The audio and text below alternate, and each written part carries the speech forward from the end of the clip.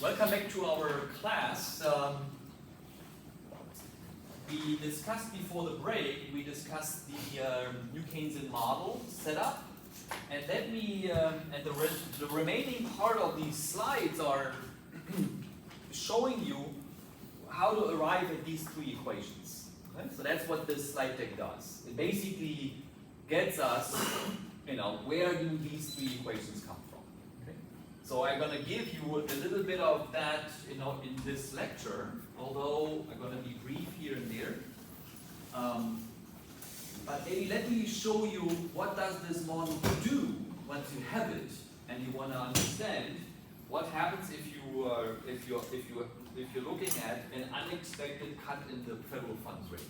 And so, what does this model quantitatively imply? So the experiment that we're going to do is we're going to look into a negative shock to epsilon t. So that is what people call a deviation from the Taylor rule, a deviation from the central bank's reaction function, a sudden cut in the normal interest rate. And let me look at this with you together, and ultimately, so this is going to be on slide number 47. This is what this model now implies this shock to do. So this is a negative monetary policy shock, right? So the shock hitting the Taylor rule is exactly this, epsilon t and the minus 1% realizations on it. And then once you have this model and you solve this model with Denier, what you're going to find is that in response to this cut to this shock, you're going to see that, and that's what these red lines are, you're going to see a fall in the normal interest rate. So the red lines are the cases when you have so-called sticky prices. So you are for now only allowed to look at the red lines with the pluses, which are, when prices are sticky. And then what you see is, in this environment when the central bank cuts the nominal rate, so this is, in terms of the language that we discussed, so this is R going down, right? This one here. It produces, look at this, an increase in economic activity. X goes up. So X goes up, or, in terms of output goes up. There we go. And so that's exactly consistent qualitatively with the data, with the vector autoregression. When the central bank cuts the normal interest rate, as in the data, economic activity goes up. Now let's look at the beauty of this model is now, with this we can understand, okay, how important is price stickiness for this result? And remember, right, the New Keynesian model is the RBC model together with sticky prices. And now once we have this model, we can say, okay, let's do an experiment. Let's remove price stickiness from the model. Let's set prices to flexible prices again. What happens to this economy? What's the experiment there? And that's the blue lines. So the blue lines are the flexible prices in our case. So this is the flexible prices. And the red lines are the sticky prices.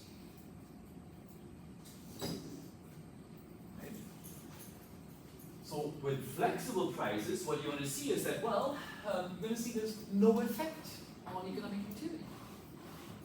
Output does not change. So this is, oops, Jesus, there we go. So with flexible prices, there is no effect on output. The central bank changing its policy, means there is no change in economic activity. So this is what's called the RBC model. This is the RBC model. No effect on economic activity. The red is the NK model.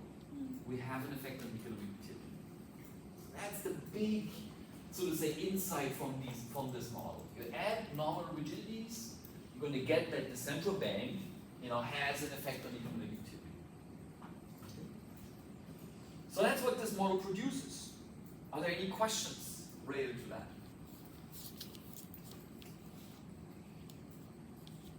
All good?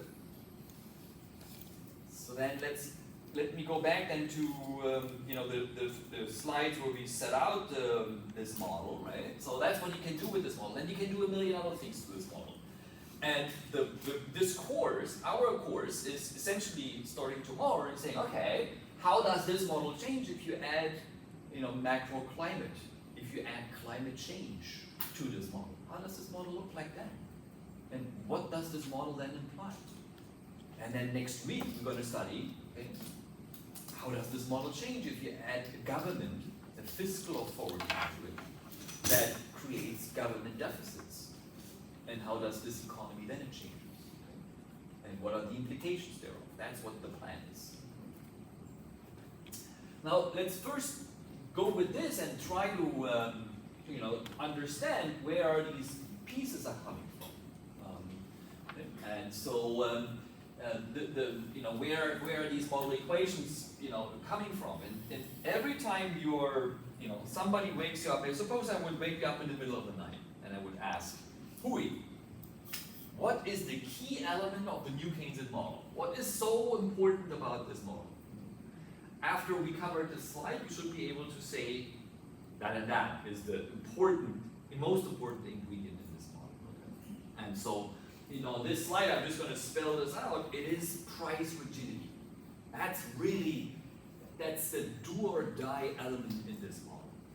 Price rigidity. What do we mean by that? Price rigidity, we mean that firms change their prices in a suboptimal way.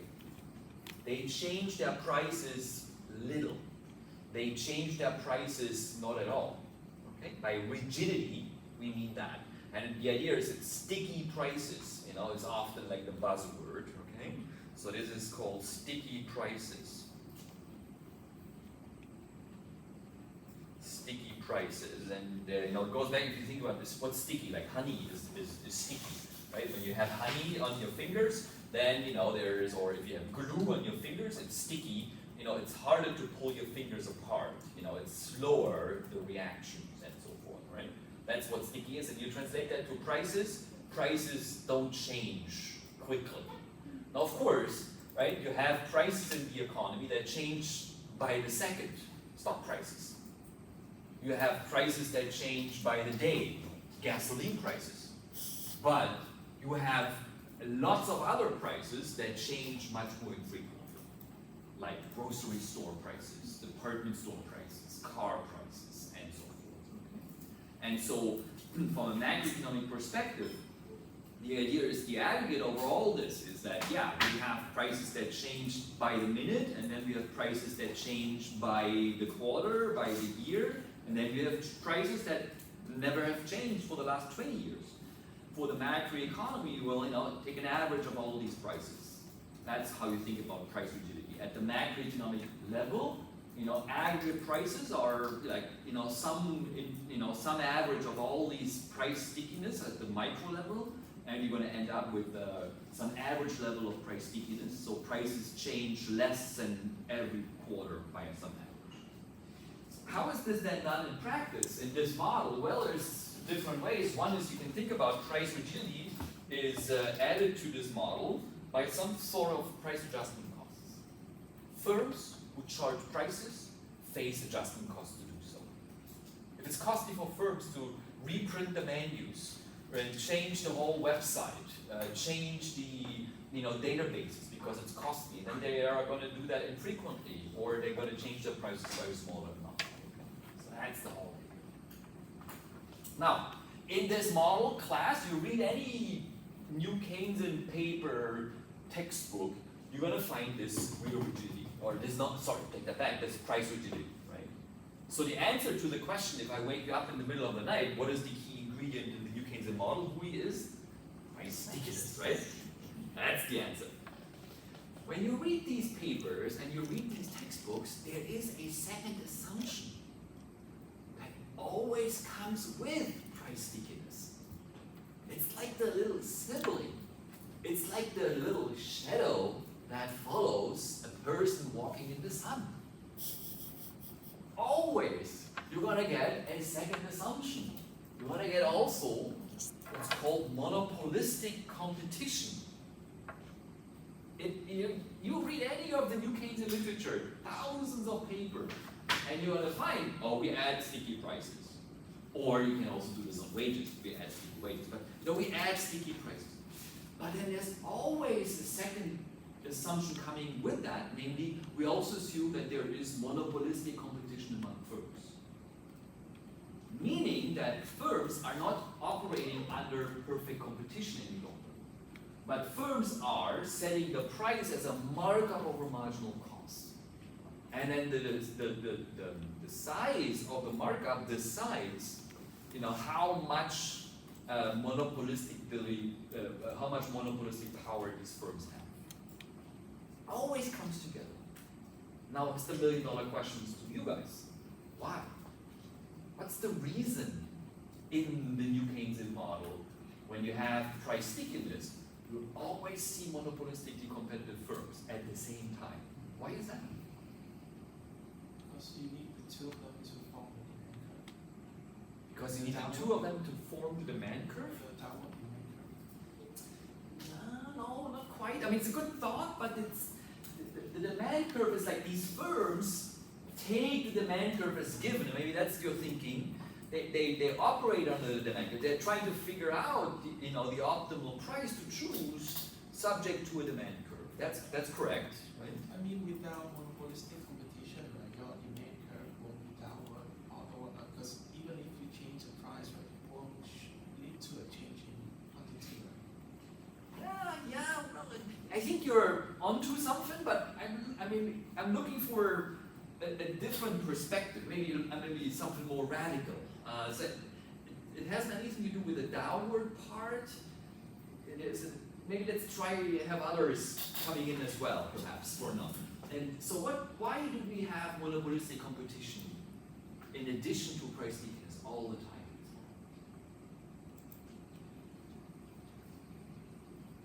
Maybe two. Because the brands want to be different. The price wants to be different. This is getting toward maybe let's take a linear combination of min and lin in terms of your answers, and I think this is going to be helpful to get a little bit. So we're looking for a model where firms post a price. Right? A firm charges a price, like the producer of this water bottle, water, that producer chooses a price. It's Nestle Waters, right? That firm, there's some manager or somebody who decides the price on this thing. So somebody sets this price. Okay?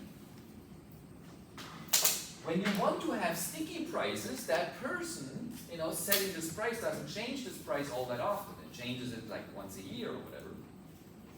But that person in the first place needs to be able to set a price. It needs to have the ability to choose a price. I want this to be 100,000 Vietnamese dong. Or I want this to be 150,000 Vietnamese dong.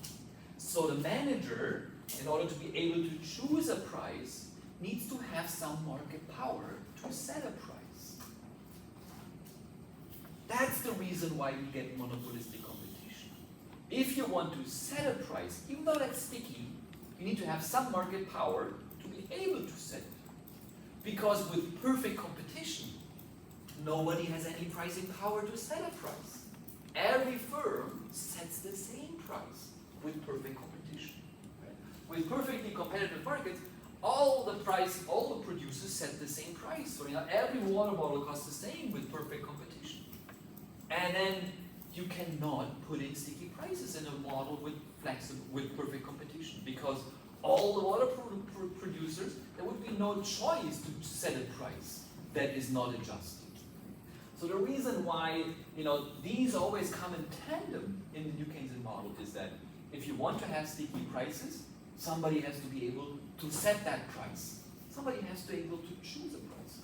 And that's why you have to have at least a little bit of monopolistic competition. That's the key. All right. So, any questions on this? So then, how do we think about this? Deriving those three equations, and loosely speaking, you can think about studying 3 decision-making problems that gives rise to these 3 equations. First is household behavior, right? So this is the IS curve that gives you the so-called, in the end, the IS curve. And so we study how households choose their consumption and their labor supply. Then we're going to choose how firms, or study how firms make their choices. That's going to give you the New Keynes and Phillips curve. So this is going to be the New Keynes and Phillips curve.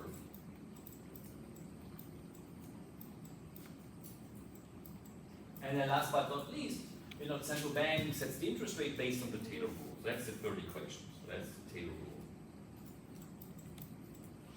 Okay. So we have these 3 equations, and there's like 3 parts in the model that where the structure comes from. Of course, in general equilibrium, everything depends on everything. Every equation, also includes. So like when we derive the Phillips curve, in the end, you also need elements from the household. And when we derive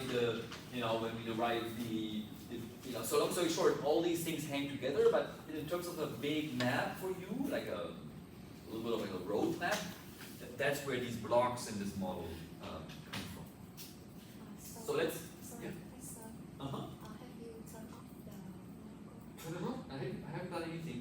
um, Is this still on? Hello? Are you on? check on the camera? There's no, signal on I don't know what this.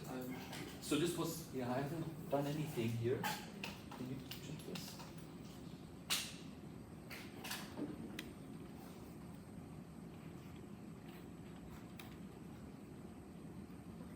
Is this better? Okay. Sure.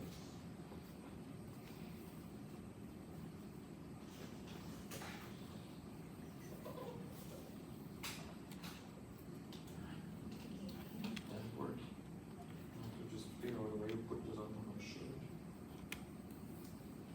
There we go. Okay. Does this work? Yeah? This is better? Okay. Okay. So let's get started here, and let's start with the households. Okay. And these households have a standard intertemporal decision-making problem. You've seen this in your life a lot of times. So there is the household derives utility out of consumption, and this utility of labor, or the hours worked, right? Subject to a budget constraint, where this is the expenditure side, this is the spending on consumption goods. So think about your grocery basket, and you can have spending on a risk-free bond. You're investing in a bond that pays in the next period. Okay? And on the income side, you have your labor income. You have your capital income from investing in the asset in the previous period, right? Where R is this gross normal interest rate, so this is the gross nominal rate, right? And then gather up profits from firms, right? Remember, because we have monopolistic competition, so some firms charge a markup, they're making profits. And those profits are, rebated back via the stock market, if you like, to households. And so this is the profit share. That's the dividends that households get from owning shares from firms. Now, the only thing that's special in this model relative to the RBC model is that in this model, households derive utility out of a consumption basket. So think about this is your consumption basket. It's the grocery cart that when you do grocery shopping, right? Think about all the things like you buy bananas and cucumbers and bread and water, right? That's the basket, and you derive utility out of that basket. And that basket consists of the individual goods. So this is the price of banana times banana, plus the price of cucumber times cucumbers, and so forth. Okay? So that's the only difference in this model. People derive utility out of a basket, but they have to, of course, shop for the individual elements. The reason why that's set up is something that Lynn touched upon. It has to do with the demand curve, and we're going to derive out of this. Okay. So households, this slide says everything I said in words, so I don't have to repeat this, except for that the households in this model take prices and wages. They don't have any power on wage setting, for instance. Okay, So then here is the definition of this basket. So this is the so-called Dixit-Stiglitz index. So the consumption basket that derives utility is an aggregator of individual consumption. So think about this is cucumbers and tomatoes if you want to prepare a salad, for instance. And theta is an important parameter. It measures how much you can substitute away from individual or specialized goods. Okay, so theta is a parameter, the one that measures can you substitute away from tomatoes toward cucumbers, and by how much you can do that. So in other words, to prepare, say, a salad for dinner, right? You need all these ingredients, but for instance, if the price of cucumbers is very high and the price of tomatoes is very low, then you can substitute away from cucumbers to tomatoes. That's what this theta controls.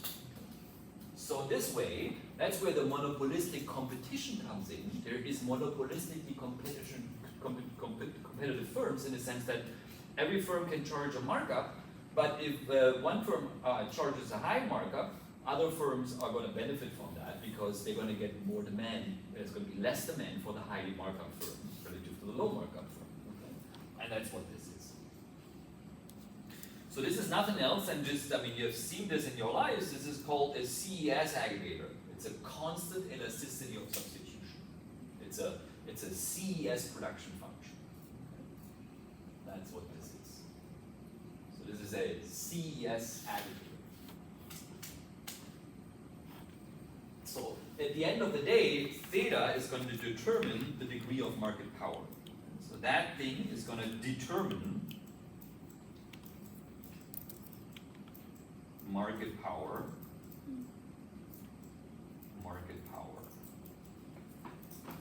or the markup. So that the value of theta later on we will see is going to determine how much market power firms have in this model. Any questions? Can I ask something? For the CES, right, for the exponent, sometimes like in some paper I see at some paper they switch. Yeah. Does it make any difference? Yeah, it's the definition. So so the way this is now defined is like, so this is, so Min is asking, some papers have it like this, other papers don't write, but sometimes you have papers that instead of having this, they have an object that they call epsilon, for instance. Or they have the inverse, they have theta minus 1 over theta. Then it depends on the definition what the theta is, right? Intuitively, at the end of the day, this is the elasticity of substitution, but of course you can give different names to it, different expressions. You should always just be alert, what does this mean in the end? That's the idea. So of course, if theta is like 2, right, then we have 2 over 1, that is 2, so the exponent would be 2. If you redefine it, you should have that the redefined exponent also has the value 2. So that's basically the idea. So long story short, Min, at the end of the day, it doesn't matter if you do the math correctly. That's basically what it is. Okay? So if the math is correct, then it doesn't matter. It's a different interpretation. So take that away so it's not confusing. Other questions?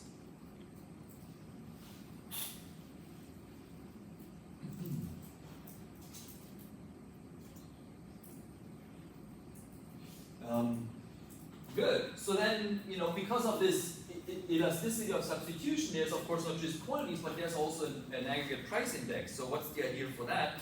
Well, if you drop a statistician into this economy, so suppose you take in a statistician and you drop that statistician in this economy, and then he or she would record the aggregate price index, like the statistical office does in Vietnam, or the Deutsche Statistische Bundesamt, the German statistical authority does in Germany. Then the correct way is to collect all the prices in the supermarket, say, and weigh them by the elasticity. So the aggregate price index now is a weighted index. It's a weighted average of all the individual prices, where the weights are a function of the elasticity. That's the idea. So there is a correct price index coming to this. Now, what is now the decision-making problem of households in this model? In fact, they do a two-step decision-making problem. They do a so-called intra-temporal decision, and then they also do an inter-temporal decision. Now, those are the two steps. The intra-temporal decision is nothing else than just a decision on how many tomatoes versus how many cucumbers shall I buy. That is like finding the optimal mix of your shopping cart. How many, what are the optimal ingredients? You want to prepare a salad, you need cucumbers and tomatoes, and then you use the prices for these to decide what's the optimal input mix in a given period. And then the intertemporal decision is, do I want to have a small shopping cart today and a big shopping cart tomorrow? Or the other way around. So think about you're throwing on your last day of like Ivy when she's going to graduate. Ivy is going to think about throwing maybe a dinner party for her friends or family, right? Then you're thinking about, shall I have maybe a less lavish meal tonight to save some funds, some money for the dinner party for my graduation party. Okay? So that's basically the idea. That's the intertemporal decision you do. And you do always try to find the, each time you try to find the optimal mix in this. What we're going to do first is we're first going to now launch into the intratemporal, and then we're going to do the intertemporal. So let's do the intratemporal. For that, this is like, it's what you're, I don't know whether you are doing this or your mother or your father does this. It's basically household bookkeeping. There is a pot of money, which is the budget. And you say, you go grocery shopping, so maybe you have 1 million Vietnamese dong. Do I pronounce this correctly? Dong? That's dong? Dong. Yes. So you have 1 million Vietnamese dong to go grocery shopping. That's the budget you have on the day. And then you're trying to buy, the goods that go in line with this budget. So in other words, what you're trying to do is you're trying to minimize all the total expenditures. In this case, this is the cash out at the cashier when you're paying at the supermarket. So this would be 1 million Vietnamese dong. It's the price times quantity for all the goods you're buying. And you're trying to minimize that object. I mean, you're trying to get by maybe 900,000, not just 1 million, but 900,000 Vietnamese dong. Okay? So you're minimizing all those expenditures, but you understand at the end of the day, there needs to be dinner on the table in the evening. So you're minimizing your expenditures, understanding you have to produce a bigger meal. So you have to have cucumbers and tomatoes and to prepare, say, a salad. So you're minimizing expenditures subject to a condition that you want to eat. Of course, if I just give you, you minimize your expenditures without any constraints, what are you going to do? You're going to say, I'm not going to spend a dime. But then there's going to be no food in the evening. Okay? That's not going to work, right? So we have to think about this as constraint optimization. And the way to formalize this is to have Mr. Lagrange paying us a visit here. Right? It's a minimizing objective subject to a constraint, where lambda t is the Lagrange multiplier. And then the choice is you're choosing how much consumption to have. So how many cucumbers, how many tomatoes, how much bread, how much water to buy. To minimize this expression, subject to the production function of utility. That's what you do. And this is a well-defined object because how do you minimize this? Well, suppose we forgot about Lagrange. Suppose we never heard about this, French-Italian mathematician. Suppose that thing isn't there. How would you minimize this object? Well, by choosing, C. Notice you cannot, choose prices. Firms and households here, they take prices as given, right? Going back here, how households take prices as given. So there's no haggling with the supermarket owner. When I go to the supermarket, I don't get to negotiate the price with the owner of the supermarket, right? So in other words, households take these prices as given, but they choose quantity. How would you minimize this object? If you just minimize this, how would you get this expression as small as possible? Consumption. By adjusting consumption, and to which value would you adjust consumption to get this actually as small as possible? 0 would be the economic answer. Who, you said 0, right? No, who said 0? Oh, Wien said that, sorry, I came from this direction. Right, so 0 is the economic answer, shows you're an economist. A mathematician, you did computer science, you did a lot of math. Maybe that's the reason why I was looking into your direction. What would a mathematician say? How could you without giving, don't assign cucumbers or whatever it is. It's just mathematically, given this, how would you get this as minimal as possible? What would you choose? Minus infinity. Minus infinity, right? Mathematically, minus infinity would be, minimizing this, right?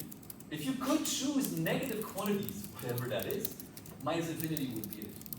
So economically, 0 choices would actually mean you have no bill. Mathematically, minus infinity would actually minimize this. And that's of course a boring, optimization problem with no interior solution. That's where Lagrange comes in.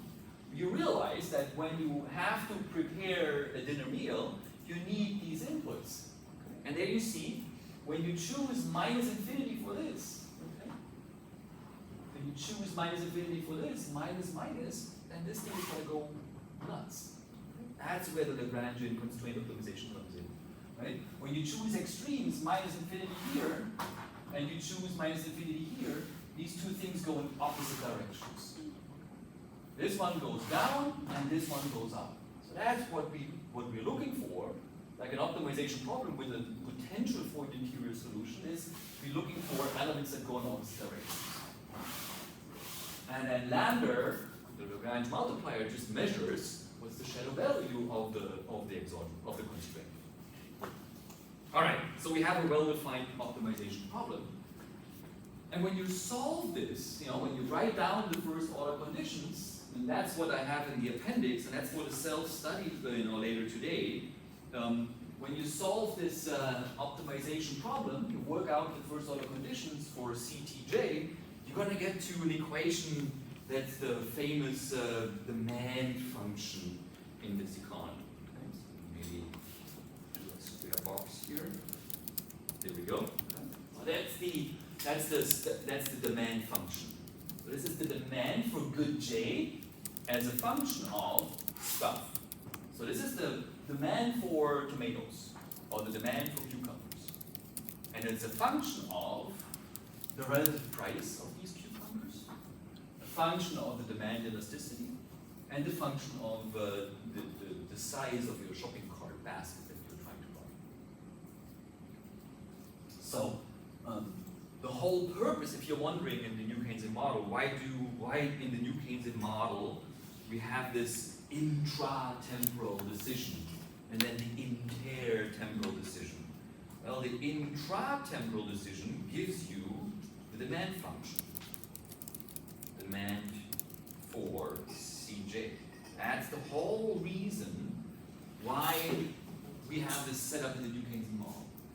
Because we need a demand function later on, because the manager of the firms care about that demand function. The firm manager deciding to charge, 100,000 dong for a kilogram of tomatoes, that manager needs to know what the demand function is. How much sales he or she is losing when the price is too high or the price is too low. So that's why this intra-temporal decision is important. And then the inter, that gives us the IS curve. Okay? So that just gives us later on this dynamic demand equation for the aggregate.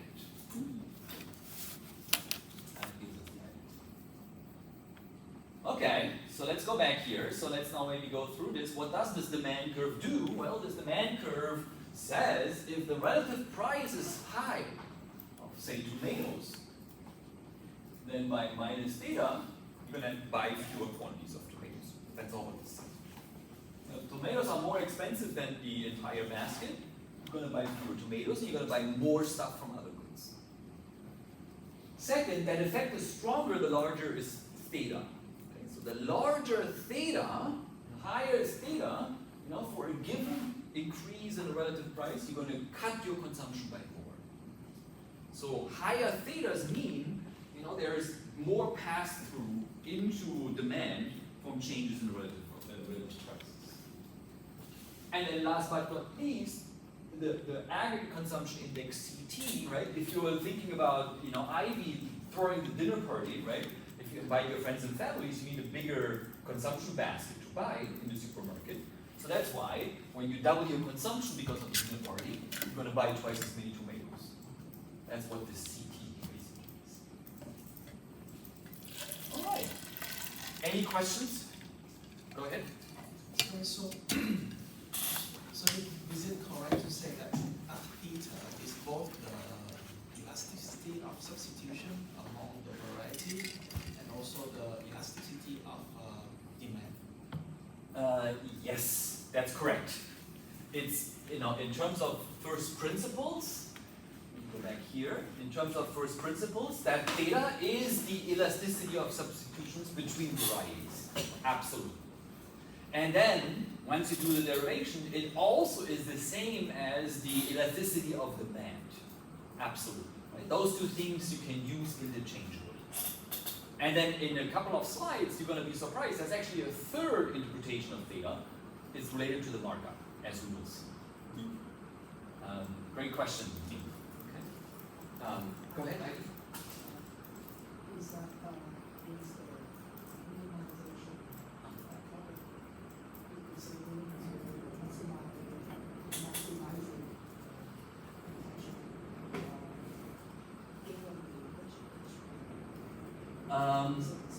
I see. You could reformulate, I see where your question comes from. You could reformulate this problem. But you have to be careful. So this is a minimization problem. We typically know that when you're solving a minimization problem, it's the same as the negative maximization problem. Right? So you could multiply this by -1, and then you would have a negative sign here, and then this would become a negative sign there. So be careful with that. So this is a minimization problem. It's minimizing expenditures. Okay, so this is minimizing expenditures.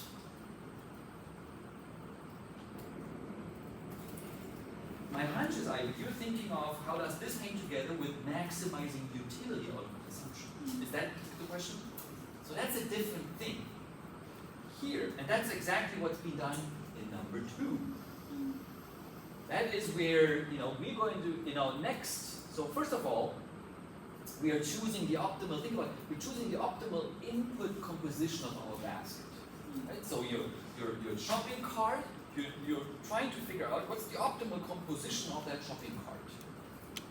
And then we're going to ask, in the second step, do I want to have a small shopping cart or a big shopping cart in order to maximize my utility? So you're trying to maximize utility with an optimal expenditure, so to say, composition. That's the So the utility maximization step comes next. That's where you maximize utility. But for instance, if you're saying, look, now I want to have a huge dinner party today, that's an intertemporal decision. Okay? And then you go back, so how can I have this lavish buffet for my friends and family? And then you go and, how do I do my spending to get that big buffet? So long story short, Ivy, the consumption maximizing, consumption utility comes in this one. And intuitively, you can think about if you maximize consumption, well, this one tells you how to spend the least for maximizing your consumption. Does this help? Okay. Alrighty, good. So then, and that's exactly now step number 2. Okay?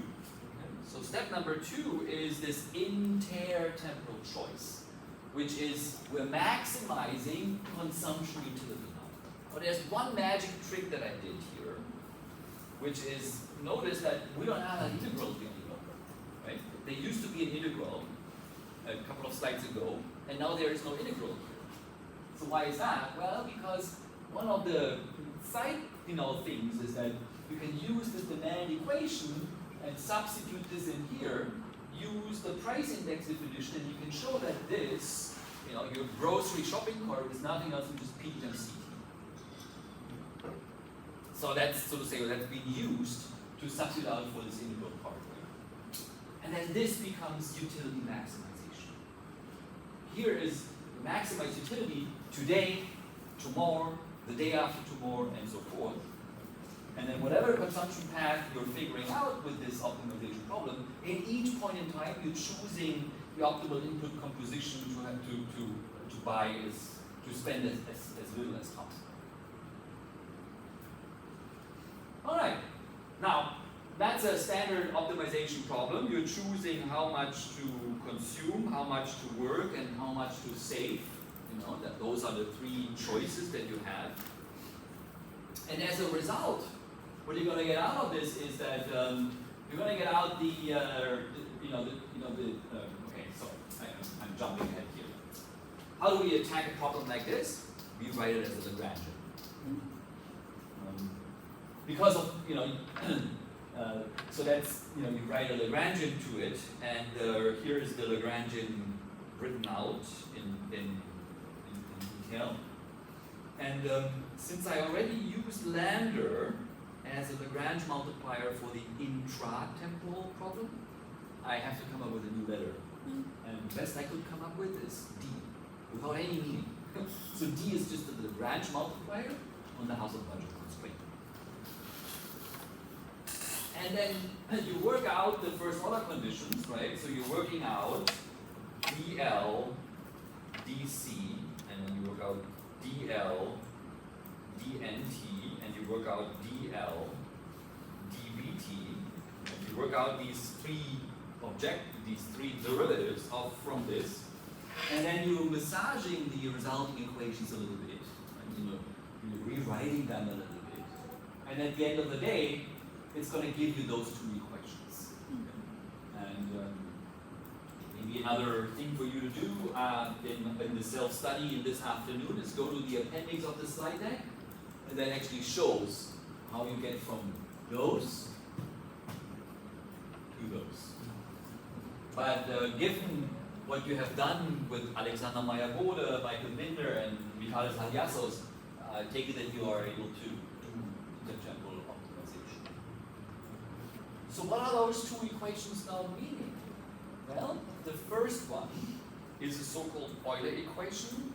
The second one is a so-called leisure-labor trade-off, or sometimes also called the modulator substitution between consumption and labor. Now there's different ways in the literature how to give names to this. Some people say it's the Euler equation. Others say it's the dynamic consumption function. Dynamic consumption function.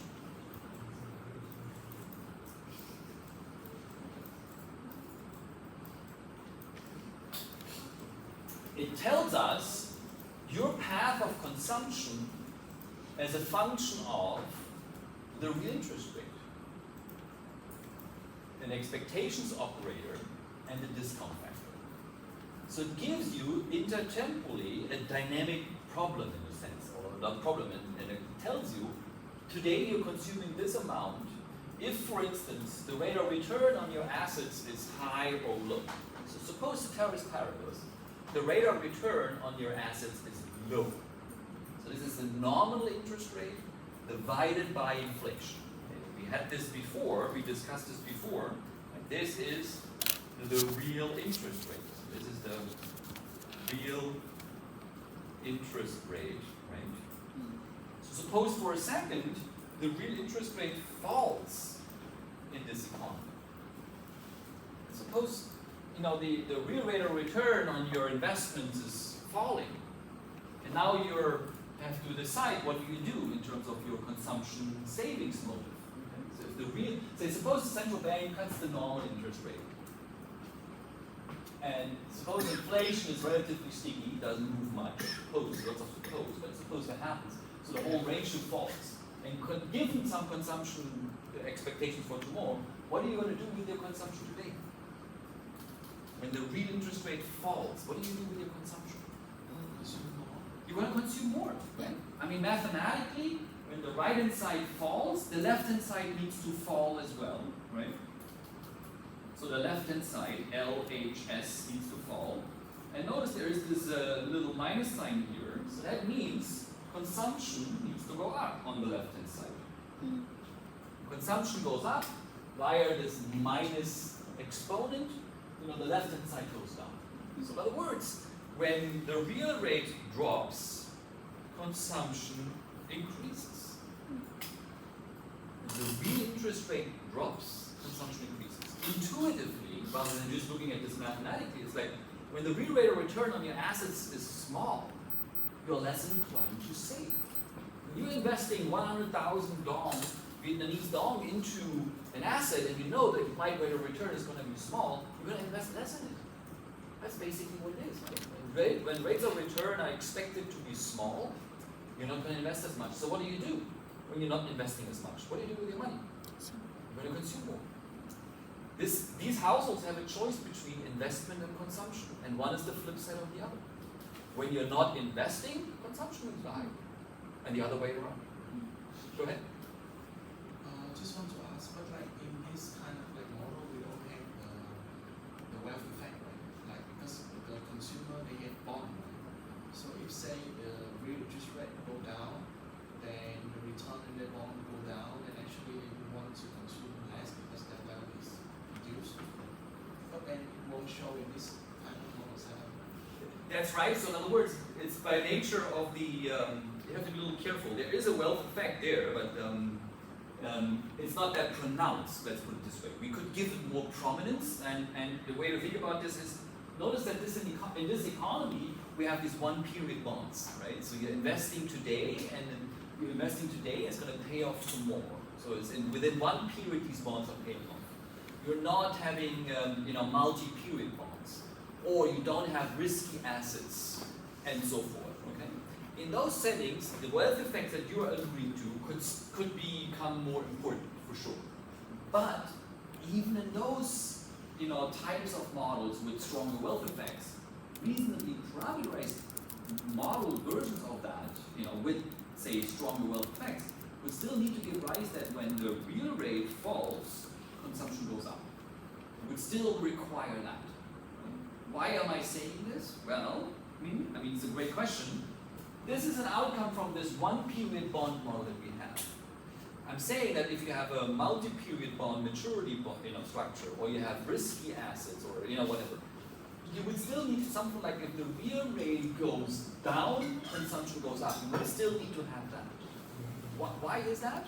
Well, let me go back to the empirical evidence from Christiane Weikenbaum and Evans. This is the data speaking to us. And the data says, this is the data speaking to us. And the data says, right, when the real rate drops, consumption goes up. That's the whole idea. So it comes from the data. So, right, the nominal rate drops and inflation barely moves, implies the real rate, you could maybe annotate this, right? So this is the, real rate drops, right? So the real rate falls, consumption goes up, and so does output. So if you have a fancy schmancy model from, with multi-period debt, with big wealth effects, and you would all of a sudden find when the real rate drops in your model, consumption falls, that's a bad model. That's a pretty bad model.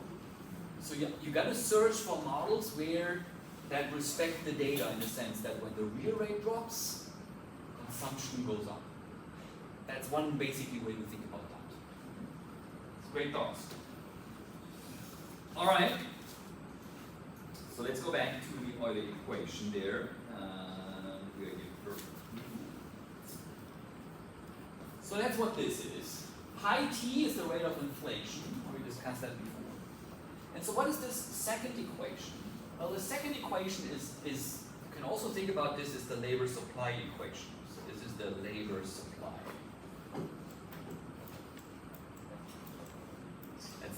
supply equation.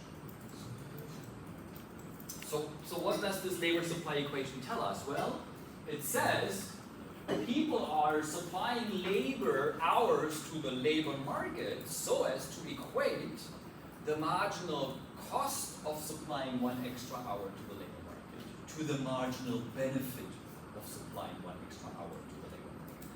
It's a cost-benefit analysis. So what is this benefit here? Right? So this is a benefit. Well, if you go and work 1 hour longer in your side job or in your job, well, this is going to be the real wage you're going to take home from that one extra hour. It's the hourly nominal wage divided by the price number. So this is the real wage at the margin you take home for one extra hour of work, because W is the hourly wage. What is the cost here? If you forget about that term for a second, this is the marginal disutility of work. So this is how unhappy you feel of sitting in an office in front of a computer and doing one extra hour of work. That's how unhappy you are about it. Because you cannot spend time with your family or friends in the park or at some leisure activity and so forth. So this is the disutility of work.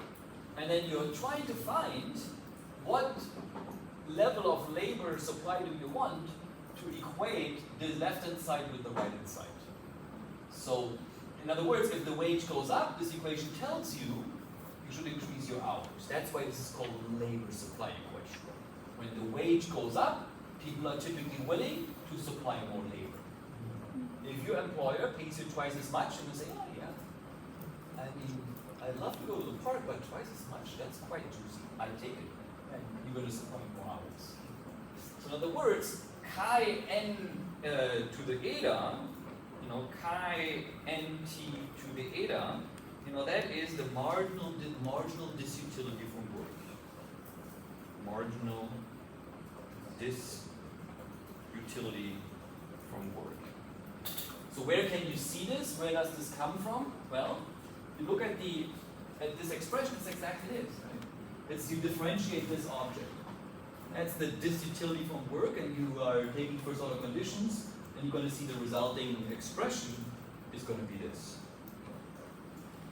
Now there's one extra little term in there that is this C to the sigma.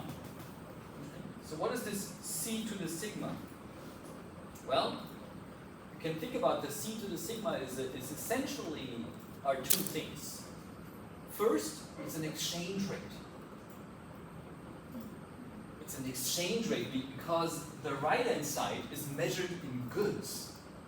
It's a real wage, so how many pieces of cucumbers or how many tomatoes can you buy with that real wage? It's in units of goods. Now, this is in units of currency. This is in Vietnamese dong. This is in the price in Vietnamese dong. So the ratio is in units of goods. N, though, is in utility units. Right? So N is in utilities, is in units. So you have units and you have goods. How do you compare apple to bananas here? That's tough. And so that's what C is. C is nothing else than just the marginal utility of consumption. It converts units into goods. That's what this is. So C is the marginal utility of consumption. It's the marginal utility of consumption. I abbreviate that with MUC. Marginal utility of consumption. And so it converts the units of labor into goods. Okay? That's what it does. Okay? So that's one way to think about this. Second is a little bit of a wealth effect in the sense that the way this works here is that when consumption is up, when you're more wealthy, you can afford more consumption levels, you will typically reduce your labor supply. So for a given real wage, when you're richer, you afford more consumption, then you're going to tend to reduce your labor supply as a consequence. All right. So that's the labor supply part of this model. Are there any questions? So what this does at the end of the day is nothing else than just, this is going to give us the IS curve, after all. Okay? So this is going to result in the IS curve. after that. All right. Let me go back to the outline and try to go back to what we're trying to accomplish here. So we have now finished the household behavior. And we will not be able to finish this slide deck in the next 10 minutes. I think we're going to go for another 10 minutes or so, right? We will need a little bit of time tomorrow to continue, but let me at least start with this. So we have done the household behavior, and what we need to do next is we need to study the firm's behavior. So that's where we're going to spend the next 10 minutes and a little bit of time tomorrow as well. So let's start then with the firms. And the firms have the following quote unquote problem. Okay? The firms need to figure out how many goods to supply, how many tomatoes to grow, and how much labor to demand to water the tomato plants, to make sure and to harvest them. Okay?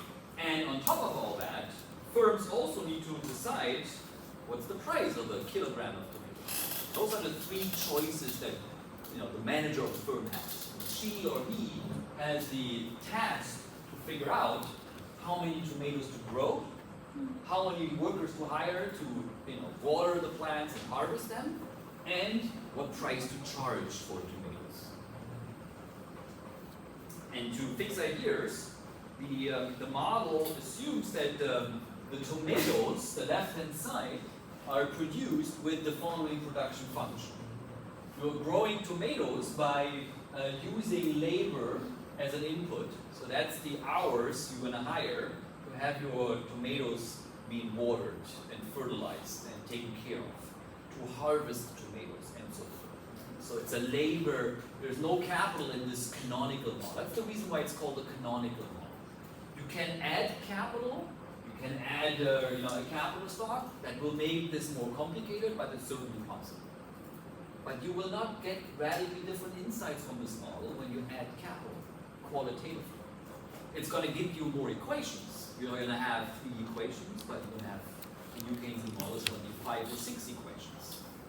But you're not going to get any additional insights on what does price stickiness do to generate the empirical results. Okay, so that's why in the so-called canonical model, one of the important assumptions is, okay, let's assume away capital, or capital is just a fixed number. That's another way to think about this. Capital is just a fixed number normalized to unit.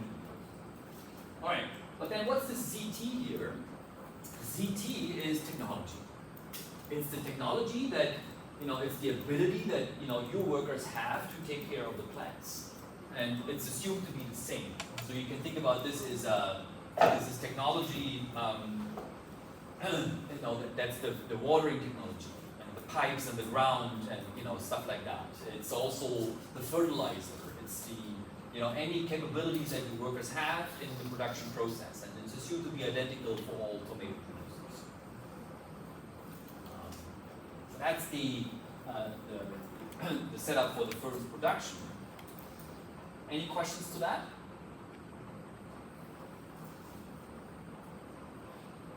All right. Now, then here is the here's the key element, if you like, of the New Keynesian model. So this is the way that these firms work. So there is now infinitely many goods produced. There is red tomatoes, and there's green tomatoes, and then there's cucumbers, and there's lettuce, and da-da-da-da-da. And each producer has a little bit of a competitive edge over the others. Okay, so there's something special. You need tomatoes, and you need red tomatoes and green tomatoes and lettuce and cucumbers for a salad. And the degree by which you can substitute away from it is controlled by the degree of monopolistic competition in this. Then on top of that, there is price rigidity. Okay? And we are following here Rothenberg pricing. So when you did the New Keynesian model with Michalis Haliassos and Michael Binder and Alexander Meyer-Rode, how did you do normal rigidities? Was it the Rothenberg or was it Calvo? Calvo. Calvo pricing, very good. Okay. So then here you're going to learn a little bit of music. So the one way to think about nominal rigidity is literally thinking about that when firms change their prices, there's a price adjustment cost to it. This is the price from the previous period. This is the price of today. And if you as a manager decide to change your price today relative to yesterday, well, then this thing is going to be a cost. So it's a quadratic cost. You know, when you change your prices or when you cut your prices because of the squaring, it's always going to be a cost. And then omega determines the degree of nominal rigidity. If omega is equal to 0, there is no price adjustment costs. If omega is positive, then there is price adjustment costs. They're just physical costs for the manager to change your price. So omega here determines that degree of nominal rigidity, and omega is larger or equal than 0. When it's 0, you have flexible prices. When it's larger than 0, you have sticky prices. Now, why do I choose this in this slide deck? Because it's much simpler than Calvo pricing. Calvo pricing is also used a lot, but the Calvo pricing, for instance, in Walsh's textbook or in Galice's textbook, what's interesting is if you do Calvo or if you do Rothenberg, up on log linearization, you get the same Phillips curve. That's the key idea. Okay. So let me go back here. The Phillips curve I've shown you. This one. We have seen this before, right? This is the Phillips curve coming out of the Rothenberg price adjustment cost model. And it is up to log linearization identical to the Calvo sticky price Phillips curve. So upper log linearization, whether you do Calvo or you do Rothenberg, you're going to get exactly the same results. Turns out Rothenberg is much simpler. So that's something to keep in mind. Okie dokie. So let's go back here. Any questions on this? Is there something that you guys are wondering? Those are words. Sorry, can I ask, like, economically, is the same, but then for the economic institution, does it make any difference? Like in Calvo pricing, we say, like, for some reason, magically, someone can change the price, someone cannot.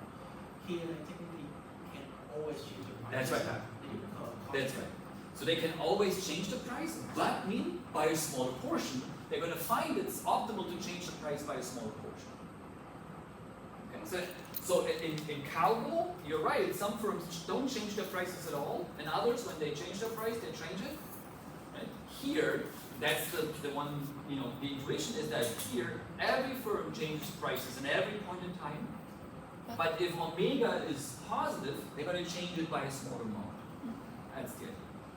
So for the aggregate price index, for aggregate inflation, you're going to get exactly the same allocations, but at the micro level, the differences are there. Okay? So I should have maybe emphasized this. Calvo at the micro level, some firms have flat prices and then prices jump. In Rothenberg, prices do change all the time, but by a small amount. And if you aggregate them up, you're going to get the same price index. That's the key. Great question. Okay. All right. Now then, let's finish this. I think I need this, and I need 2 more slides, and then we're going to go home for the day.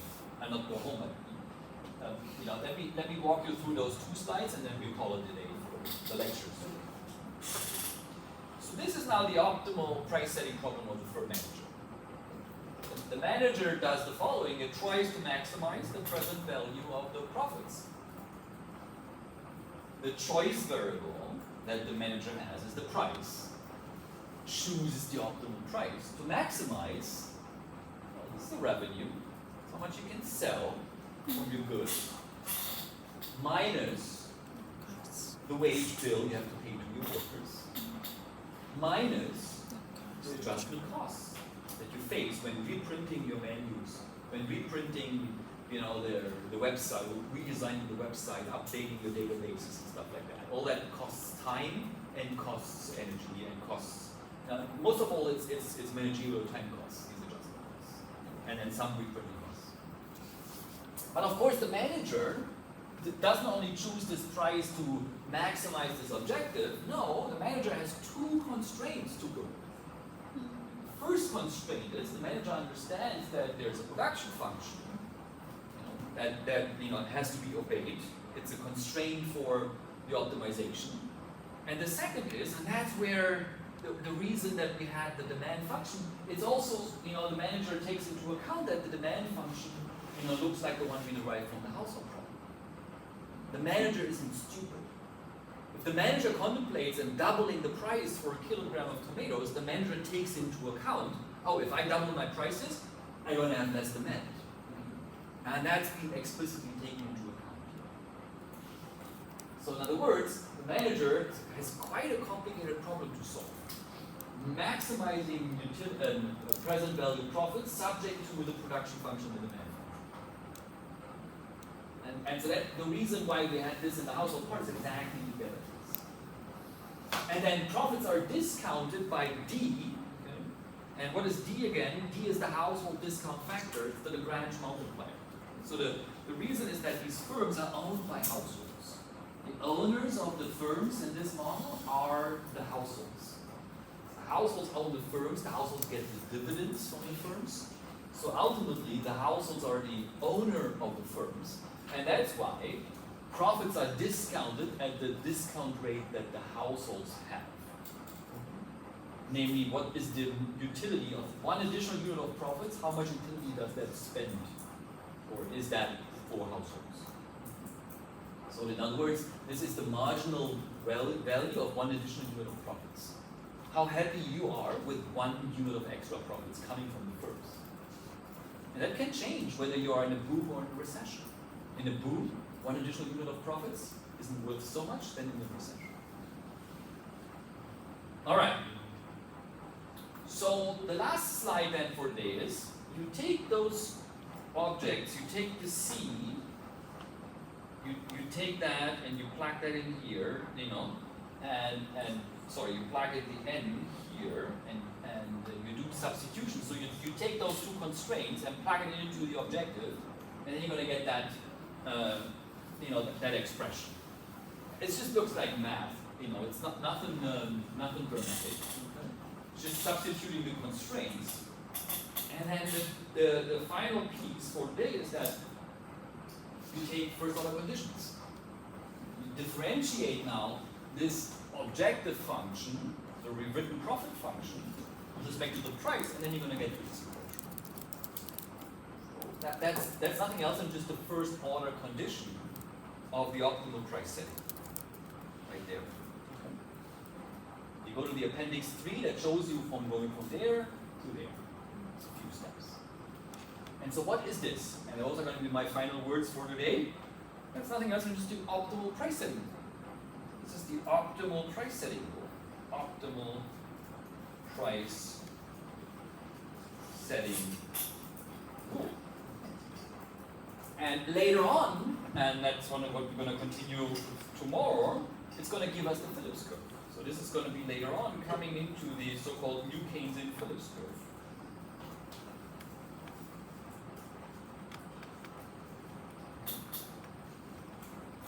So the idea is that equation 3 resembles, this is the manager, the manager would figure out what's the optimal price to choose for the products to maximize profits. That's what this equation literally means. And we're going to work tomorrow on this equation, and I'm going to show you how that relates to the so-called New Keynesian Phillips. Okay.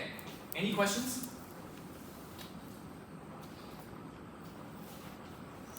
So let me remind you of the homework for you folks.